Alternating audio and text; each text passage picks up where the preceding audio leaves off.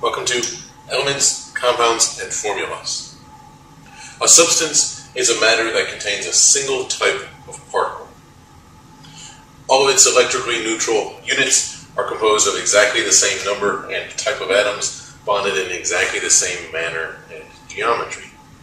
So these are sometimes referred to as pure substances. And there are two types of substances, elements and compounds. If something is a substance, you can write a chemical formula for it. And substances have characteristic properties. Properties such as melting point, boiling point, color, density. These are all the same for all samples of the substance. We can use these properties to help identify the substance then.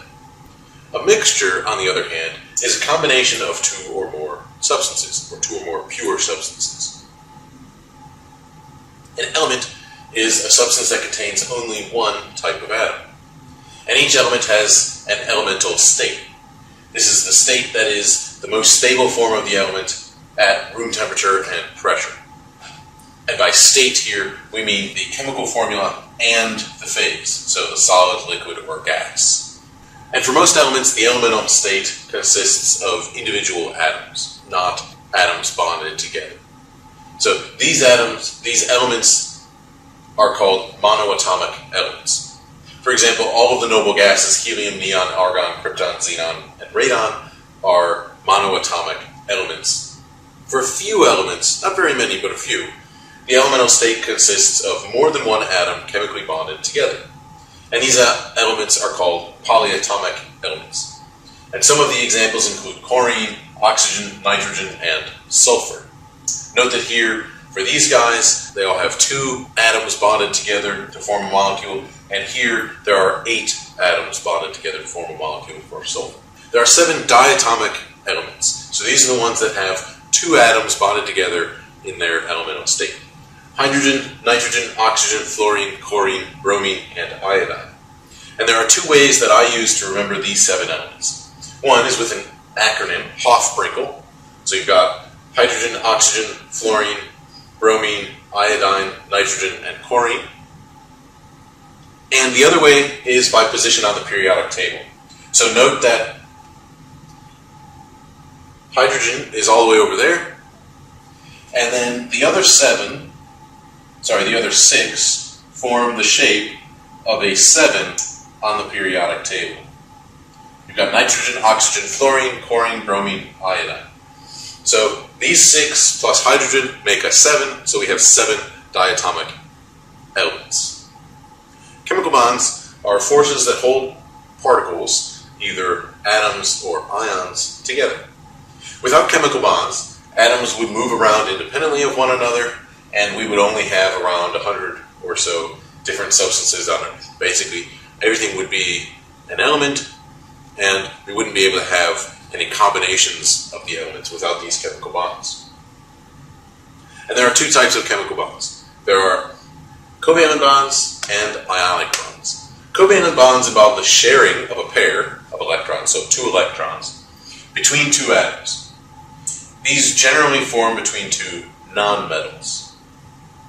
With ionic bonds, these involve the complete transfer of 1 or more electrons from one atom to another in order to create ions. One has a positive charge and one has a negative charge. And then because opposite charges are attracted to one another, the positive charge and the negative charge are held together in the ionic bond. The ionic bonds are generally formed between a metal and a nonmetal. So 2 nonmetals generally form a covalent bond, a nonmetal and a metal form an ionic bond. In a chemical formula, the subscript, this is the number written below and to the right of an element symbol, represents how many atoms of that element are present in the particle, either the molecule or the formula unit. Now a compound is a substance made up of 2 or more different types of atoms that are chemically bonded together. So we've got some number of atoms of element A and some number of atoms of element B, and we bond them together. Now we've made a compound. We no longer have those 2 elements around. We've got a compound now. There are millions of compounds that we know of, and each is made of some combination of the 100 or so elements that we know exist on Earth. So those 100 or so elements combine together to give us the millions and millions of compounds that we see. Within a given compound, the ratio of atoms of each element is always the same. If we change that ratio, we have a different compound. For example, water has the chemical formula H2O. So we have 2 hydrogen atoms and 1 oxygen atom in each water molecule. If we change that, if we make it, say, H2O2, we don't have water anymore, we have hydrogen peroxide. Sodium chloride, which is table salt, has 1 sodium ion and 1 chloride ion. Now this is an ionically bonded compound. Water was a covalently bonded compound. Another example is sulfuric acid, where we have 2 hydrogen atoms, 1 sulfur atom, and 4 oxygen atoms bonded together. In a compound, if the smallest particles that are stable, independent units are neutral particles with 2 or more atoms, the particles are called molecules. If the substance consists of charged particles, called ions, then the smallest electrically neutral combination of ions is called a formula unit.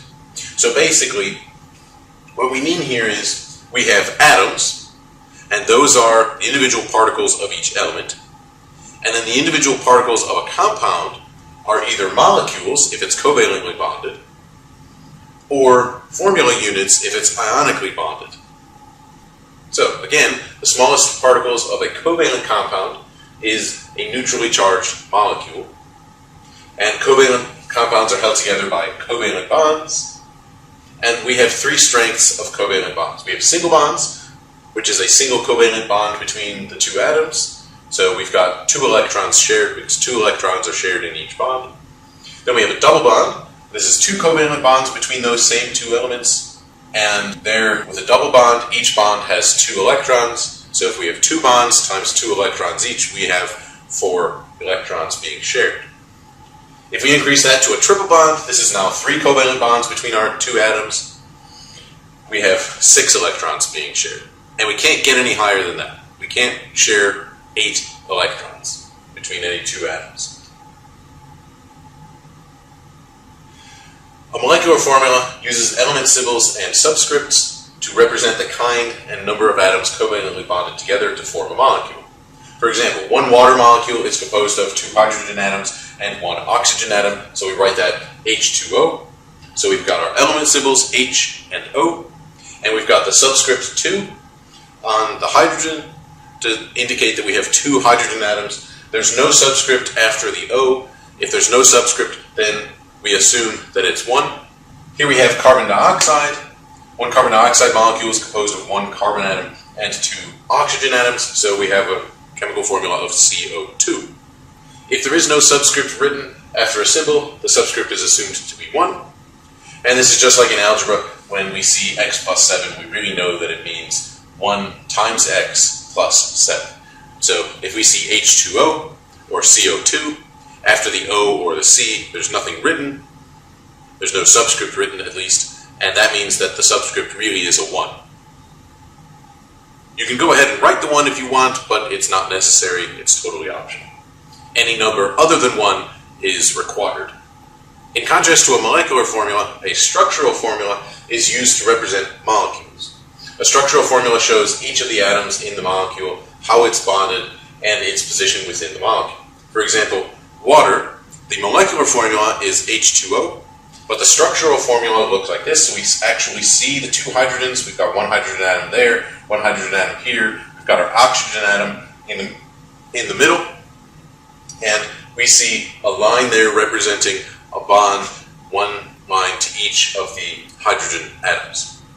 In carbon dioxide, we already know that the molecular formula is CO2, but the structural formula looks like this, where we've got the carbon atom in the center here, we've got an oxygen atom on either side, and now instead of a single line, we have a double line, so 2 lines. So this single line represents a single covalent bond, a double line represents a double covalent bond. So the carbon atom is doubly bonded to this oxygen, and it's doubly bonded to that oxygen. Note here that we use a structural formula when we need to know the shape or the structure of the molecule, and we use a molecular formula or a chemical formula when we don't need to know the shape of the molecule, or when we can infer the shape of the molecule just from the formula itself. Sometimes we write a chemical formula as a mixture of a structural and molecular formula. For example, we can write the formula of ethanol as C2H6O or as CH3CH2OH. So this is the structural formula for ethanol. And you can see that we have a carbon atom bonded to 3 hydrogen atoms. We've got another carbon atom bonded to that carbon atom and an oxygen and 2 hydrogens. And then we've got an oxygen atom bonded to that carbon and a hydrogen. So if we split this up into 3 groups, we've got CH3, we've got CH2, and we have OH. And that's where this CH3CH2OH is coming from. On the other hand, we could write the formula for dimethyl ether as C2H6O, and note that that's the same molecular formula as the ethanol was. But the dimethyl ether, if we write out the mixture, looks like CH3OCH3. And that's because we've rearranged the molecule, so instead of having the backbone of the molecule be carbon, carbon, oxygen, we have the backbone of the molecule be carbon, oxygen, carbon. And now we have a CH3 group here, a CH3 group there, and an oxygen atom in the middle. And so the structural formula, that's these 2 images here, the structural formula tells us the most information, but it's also a lot harder to write out. It's more time consuming. So if we want to be able to write it a little bit shorter and still be able to differentiate between these 2, then we need to use this mixture. So we'll use that guy for ethanol and this guy for dimethyl ether. So again, the shorter C2H6O is ambiguous since it could be used to describe either one of these 2 compounds. And so in this sort of case, it's best practice to write the chemical formula as a mixture to be clear which compound is meant. An ionic formula represents the ratio and kind of ions present in an ionic compound. The number of ions present is always such that the total positive charge equals the total negative charge. And that is, the ionic formula is written in such a way that it's always an electrically neutral combination of our 2 ions. The smallest electrically neutral combination of ions is called the formula unit. For example, sodium chloride contains sodium ions, these are Na+, and chloride ions, Cl-, and the ionic formula is NaCl. The formula unit is 1 sodium ion and 1 chloride ion. And we say that the formula unit is NaCl.